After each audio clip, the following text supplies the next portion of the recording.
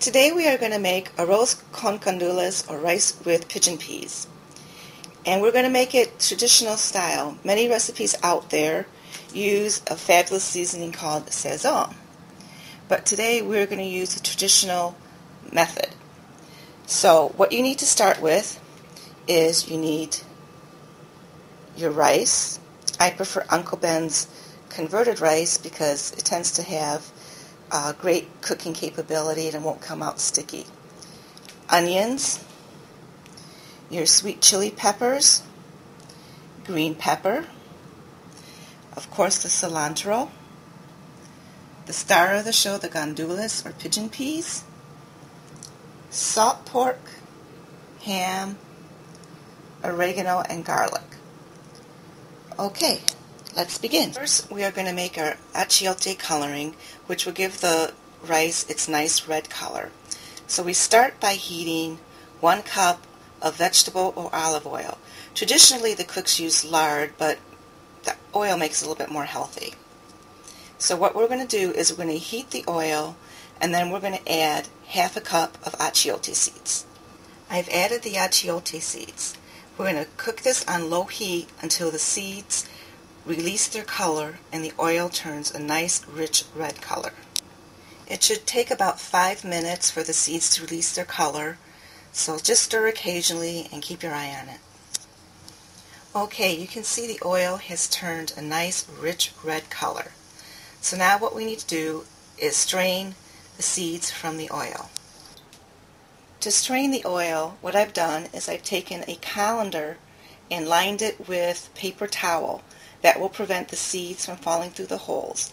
I then place the colander over a glass bowl, and the glass bowl will catch the oil.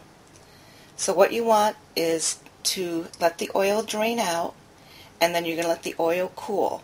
And while the oil is cooling, we're going to go on and prepare our sofrito. Let's make our sofrito.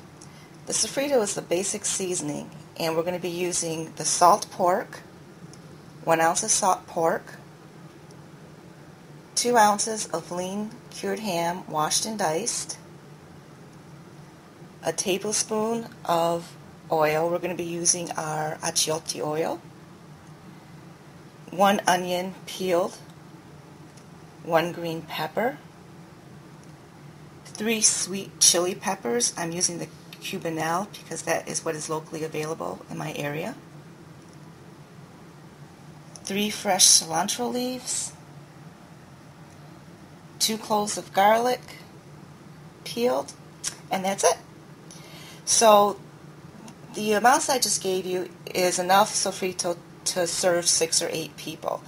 I am making my rice for a party, so I'm going to be tripling the recipe, which is why you see so many ingredients laid out here. Okay, I've drained the oil. Isn't it a beautiful red color? To make our sofrito, we are going to brown our diced salt pork and ham in a caldero. A caldero is an aluminum pan traditionally used to make arroz con gandules. While my pork is browning, I'm going to chop up my vegetables. So in the food processor, I've added my onion, my seeded sweet chili pepper, my seeded green pepper, and of course the fresh cilantro. And you're going to process this until the vegetables are finely chopped.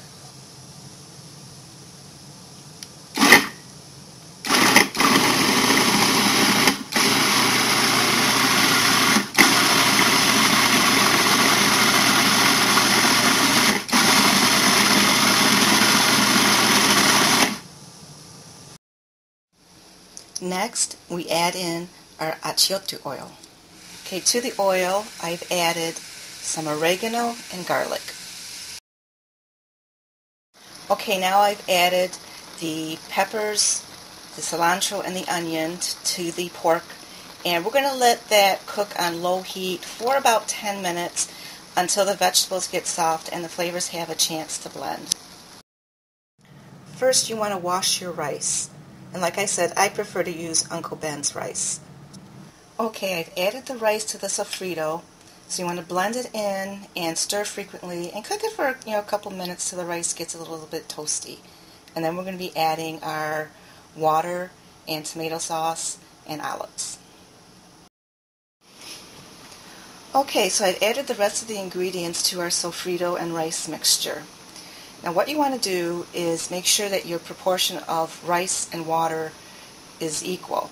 So if you're making, a normal size batch would be about 8 servings, what you want to do is use 1.5 cups of rice, 1.5 cup of water, half a cup of tomato sauce, and 1 can of gandules or pigeon peas with the water. Do not drain your pigeon peas. To this mixture I've also added my olives. Okay, my rice mixture is boiling now, so what I'm going to do is I'm going to lower the heat to medium-low, cover the rice, and let it cook. I've also added just a little bit of salt for seasoning. Now, once you cover your rice, please resist the urge to peek. As long as you can still hear the water simmering, your rice is not done. Okay, and now my rice is done. I'm just going to fluff this up a little bit with a fork and let it sit for about 5 minutes, let it rest, and then it's ready to serve and eat.